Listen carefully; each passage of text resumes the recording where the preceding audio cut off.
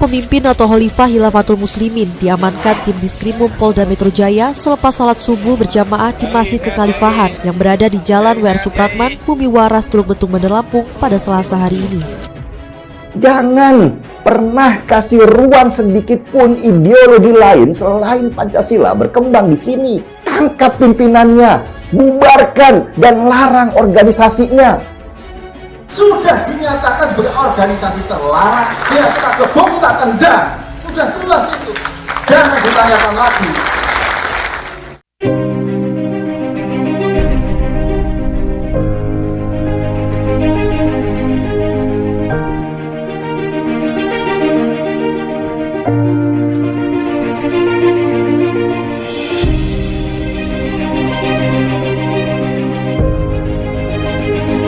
Penangkapan ini mengundang puluhan anggota kelompok Khilafatul Muslimin berkumpul dan menyampaikan kekecewaannya.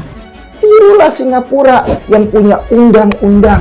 Siapapun yang mengancam keutuhan negara langsung dihajar dengan perlakuan yang berbeda.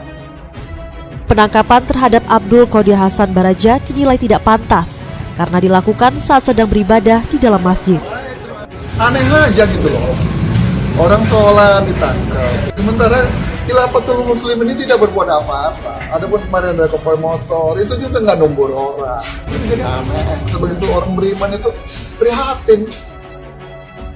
Indonesia jangan terlalu liberal dalam hal beginian. Demokrasi juga harus diatur. Nggak boleh mengancam negara. Ada apa gitu di negeri kita ini? Kok jadi anti sama dengan Islam, nanti orang sholat gitu kan, itu sebetulnya.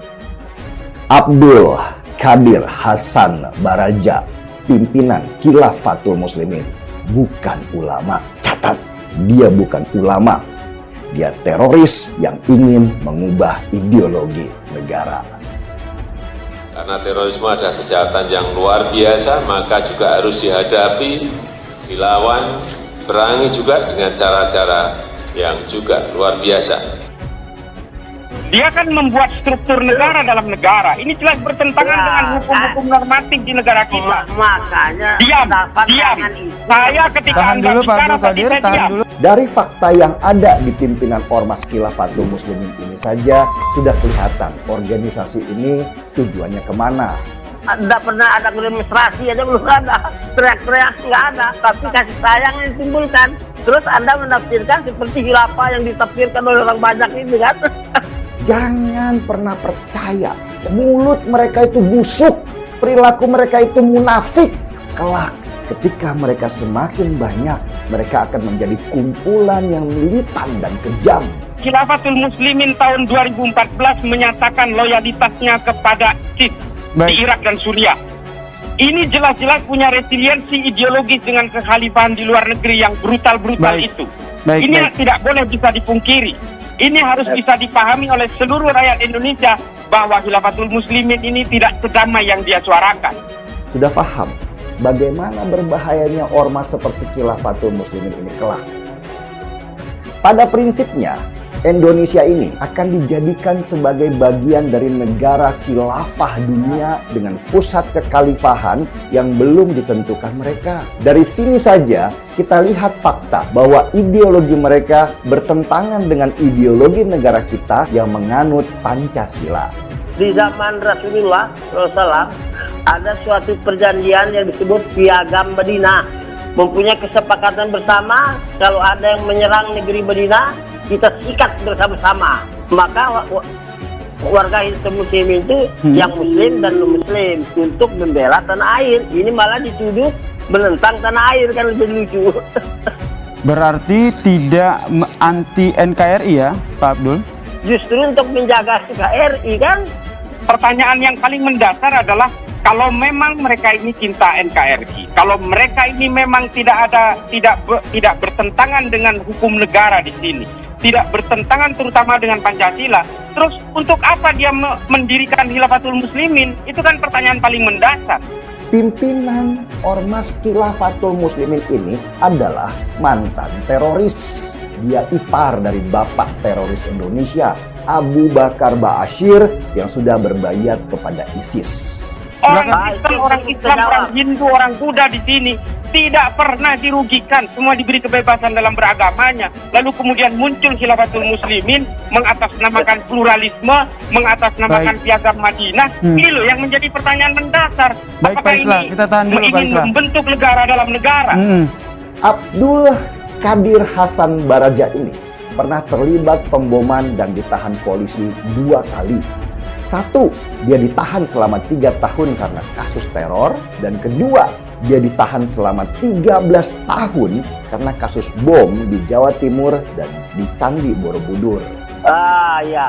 Jadi kenapa kita adakan kelompok khilafah lagi untuk mempersatukan umat Islam? Allah dan Rasulnya mewajibkan umat Islam bersatu dan mengharamkan perpecahan. Maka kan satu wajib masa nggak ada caranya, tidur aja ada caranya, nggak bisa dirubah. Saya tanya kepada Pak Abdul Qadir Baraja. Ya. Anda ini sekarang khalifahnya kan? Anda ini didaulat sebagai khalifahnya kan? Iya. Anda pikir Anda bisa menyatukan semua umat Islam di seluruh dunia, terutama di Indonesia? Oh, bersatu atau tidak itu masalah lain.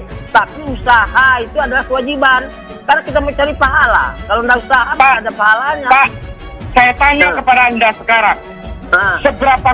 Seberapa lebih kuat Anda dibanding dengan Sayyidina Abu Bakar, Sayyidina Umar, Sayyidina Utsman, Sayyidina Ali, yang ternyata tidak bisa menyatukan umat Islam. Bahkan perang sesama umat Islam di zaman itu, pada zaman Khulafaur Rasyidin itu, perang Jamal, perang Siffin, perang Huruf, perang Zab, semua saling bunuh di situ. Baik, itu masalah kejadian. Kita ini bukan membicarakan hasil, yang dibicarakan itu wajib bersatu, caranya bagaimana, mau berhati. Nah, persoalannya Anda hari ini. Persoalannya Anda hari ini. Aja ngomong. Pak Islah, tahan dulu, Pak Islah. Persoalannya Anda hari ini menyatakan sebagai khalifah, lalu Anda kemudian bisa menarik infak dari orang, lalu Anda seolah-olah membuat negara dalam negara. Bukankah Anda ini justru menjadi ajang perpecahan di sini? Anda telah membuat perpecahan sendiri dengan menyatakan bahwa Anda ini khalifahnya. Dari fakta yang ada di pimpinan Ormas Khilafatul Muslimin ini saja sudah kelihatan organisasi ini tujuannya kemana. Mau sembunyi dengan pakai agama, tetap aja urusannya adalah politik dan kekuasaan dengan mengatasnamakan Islam. Kan itu pendapat Anda tentang kekhalifahan, bukan pendapat Khilafatul Muslimin. Sekarang persoalannya, Anda ini dipilih oleh siapa? Anda ini dipilih oleh siapa sebagai khalifah? Saya mau tanya. Kalau mau dibandingkan yang dulu, apa Nabi itu sampai dakwah terus dibilang orang gila? Kamu itu orang gila. Padahal dakwahnya benar kan? Apa terus tidak jadi kita berdakwah? Bukan masalah. Sekarang pertanyaan saya. Kita kasih kesempatan kepada Pak Abdul Qadir dulu. Baik, maka Allah dan Rasulnya mewajibkan kita bersatu, mengharamkan perpecahan, ancamannya neraka. Ancaman ini kita harus laksanakan. Bagaimana cara melaksanakan? Bikin suatu organisasi dikarang sendiri. Nabi tidak pernah ngarang organisasi untuk bersatunya umat Islam, tapi disebut Nabi pemimpin untuk persatukan umat, berhasil atau tidak berhasil tidak masalah. Tapi setelah Nabi, khalifah yang untuk mempersatukan umat itu berhasil tidak berhasil bukan masalah. Maka nabi-nabi sebelum Nabi itu gagal semua, yang kena banjir hancur semua kampungnya, itu bukan masalah. Kalau kita bilang, apa Anda bisa seperti Abu Bakar Siddiq? Apalagi ditanya, apa Anda bisa seperti Nabi? Tidak bisa begitu pertanyaannya, itu pertanyaan konyol itu. Pak Abdul Qadir, yang ingin saya garis bawahi adalah berarti Khilafatul Muslimin ini mengklaim bahwa tidak anti NKRI dan tidak anti Pancasila ya Pak Abdul Qadir? Sekarang saya kasih tahu informasi bahwa saya sudah hubungkan kepada pemerintah dan kepada umat warga khilafah, awas siapa yang menentang Pancasila dan berdasar siap masuk neraka. Terus Anda pernah bisa membayangkan itu? Karena Anda bayangkan khilafah awas merebut negara, kan lain pendapat Anda. Sama, ini kan juga pendapat Anda. Saya mau tanya kepada Anda sekarang, siapa yang menjadikan Anda khalifah? Karena sudah berpuluh kali ulama itu kan sudah sampaikan latar belakangnya. Berpuluh-puluh kali ulama tidak ada yang mau. Terus kalau tidak ada yang mau, kita tidak mau juga. Ya itu kan kata Anda buat bencananya, Anda buat Khilafatul Muslimin, lalu seluruh yang ada di dalam Khilafatul Muslimin itu menunjuk Anda sebagai khalifah. Ini kan sama saja. Ini loh, Anda mengatakan atas nama umat Islam di seluruh Indonesia ingin menyatukan seluruh umat, tapi Anda mendaulat diri Anda sendiri, men-setting semuanya seolah-olah Anda khalifah. Ini bukan sistem syura namanya.